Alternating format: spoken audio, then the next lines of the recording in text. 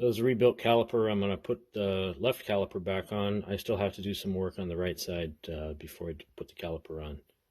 The CV boot's falling off, and you know, you don't want to have grease all over everything, so that's going to get fixed before I put that on. You're going to see how to put the brake pads in, the shims, the springs, and the pins, and what holds the pins in from the factory. And these are original parts. They're not the pieces that I sell aftermarket, and I will explain the difference when I get there. So these brake pads are brand new, but they're 25 years old. Doesn't mean anything except that they're dirty and I want to clean them. I'm going to use 80 grit sandpaper, and you probably want to wear a respirator, and it's preferable to clean brake surfaces on a sheeted glass. If you don't have a sheeted glass, piece of steel, something flat, so you get a nice finish when you're done. All right, so here you are. Big brake pad, put it on the sandpaper.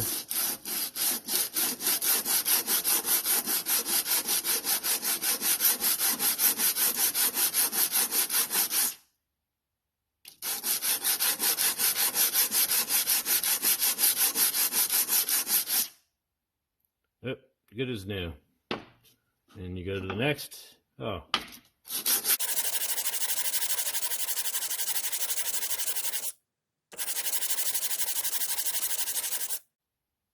And you want to shake the sandpaper off somewhere, usually in the garbage can, but I don't have one handy. So I was going to say, if you've ever seen brake pads that have 3 stripes on the edge right here, red, white, and blue. I don't know if they're made for America, red, white, and blue, but if you see the red, white, and blue, those are original Honda brake pads. These are aftermarket. And if you ever find any, the part number for them is D128 or DE128. And some of them, you got to be careful, some of them are riveted together. These are bonded, you can tell because they don't have any rivets in the back. These are a lot better. You're not going to tear up your rotors. I mean, until you get down to the minimum, then you're going to tear up your rotors. All right, this is going to be funny. I had to tape my telephone camera to a piece of tubing that's, I don't know, 5 feet long, and the car's up on the lift. And I'm going to attempt to put the calipers back on while my camera is balanced there. So anyway, this goes on like that. It's got the 2 bolts. Put the bolts in. They're 14 millimeter head, 10 millimeter by 1.25 thread pitch. Not that you need to know, just use the original bolts again. And then tighten them up on the knuckle. Try to keep my hands out. Oops. Keep my hands out of the way through this whole video, because you know, you always see guys making videos and their hands are in the way or their head's in the way. So I use a 14 on a 1/2 inch extension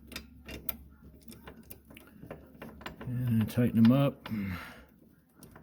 Don't worry, I'll edit this down so you don't have to watch the whole process. And a 1/2 inch ratchet. You can use a 3/8 ratchet. Just make sure they're really tight when you're done.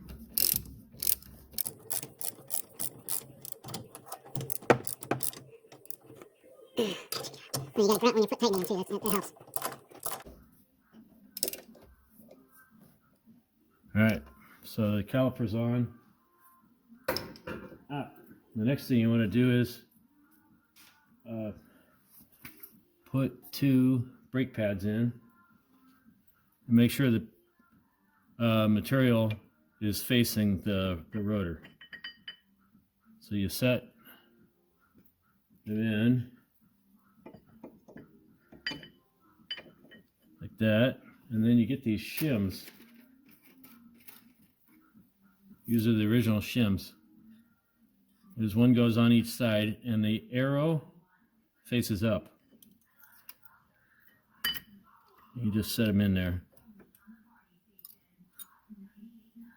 arrow up, and they go to the outside of the pad, obviously. And then you get your pins. This one's been replated. I sell new ones. You put the pin in the top all the way through to the other side and through the other shim.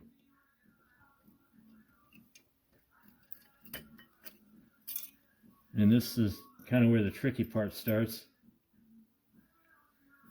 You put the second pin through the shim and then stop, because you got to put these spring clips in. These are anti-rattle spring clips, and I put the one on the inside. That's the one with the angle, and you guys remember I said these are original, and they got the funny shape to them here. That goes to the inside near the bleeders, and the plain ones that don't have that shape, they go to the outside.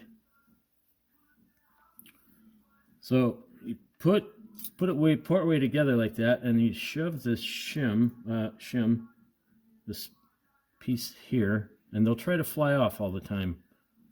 Don't you worry, they will try to fly off. You put the second one on, and you catch the leg of it underneath the bottom pin. Oh, don't wait, it gets worse. Then you have to put the springs, return springs, on also. So while you're putting hoping that the back clip doesn't fly off, you got to put this on. So you slide it on. Oop, there it goes.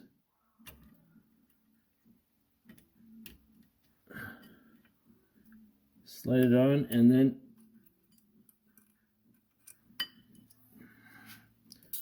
oop, there that goes. It's hard to do this on the wrong hand, so. All right. Of course, I can't see anything. There we go.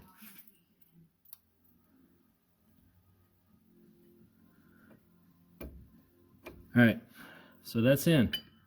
And then the thing that holds all of that together is this little wire clip. And the kits I sell, it comes with clips. We used to call them Jesus clips. I'm not really sure what the true name for them is. They're hitch pins, but they're little tiny ones. So all you do is line up the hole, and you'll see that little hole there to the face toward the outside of the caliper, so you can get these clips in.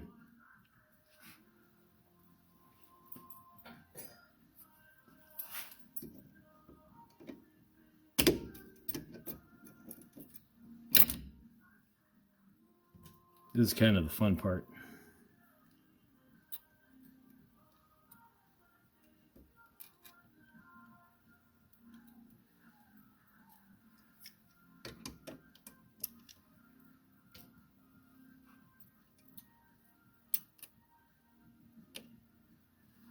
If you're not blind, it's the fun part. All right, you just push it in like that and you're done. Then you put the other side on.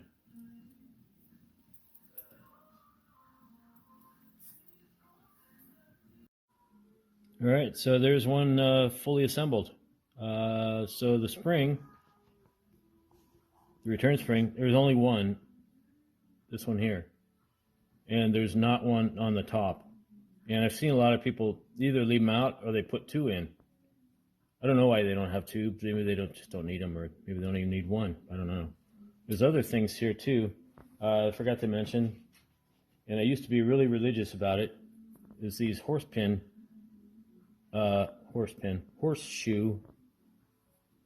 shaped shims that go in the back here underneath the caliper, between the caliper and the knuckle. And I used to put them on religiously, and they're easy to put on. If you want to use them again, you just put a dab of grease on them and then stick it onto the knuckle before you put the caliper on, and it stays right there. And they come in different thicknesses, but look how thin they are. I mean, they're not going to do anything really, in my opinion. I mean, somebody else might have some reason on why you're supposed to put it in, but I got no clue. I haven't put them in for the last 20 years, and I've never had a brake problem ever. They just don't. There's no reason. And always make sure when you put your caliper on, the bleeder goes to the top. You could put it together on this one, could accidentally go on the right side of the car, and you won't be able to bleed your brakes out when you got everything back together. And then the bracket that holds the hose goes here, and the hose goes back on like that. And these are not original hoses. These are hoses that were already on the car. But I got some of these other hoses that I'm going to experiment with. These original hoses are the original hoses anyway, are left and right. And if you get new hoses, make sure that they fit correctly on the car. Otherwise, you're just going to force them, and they're just going to kink, and it's not going to be that great. The original hoses, in my opinion, are a little bit too short. They're probably 2 inches shorter than this one. And when you jack up the car, the hoses have a severe kink to them, at least on the sedans. I don't remember on the coupes, but maybe the same. So anyway, that's how to install new brake pads on your Honda 600 sedan or coupe.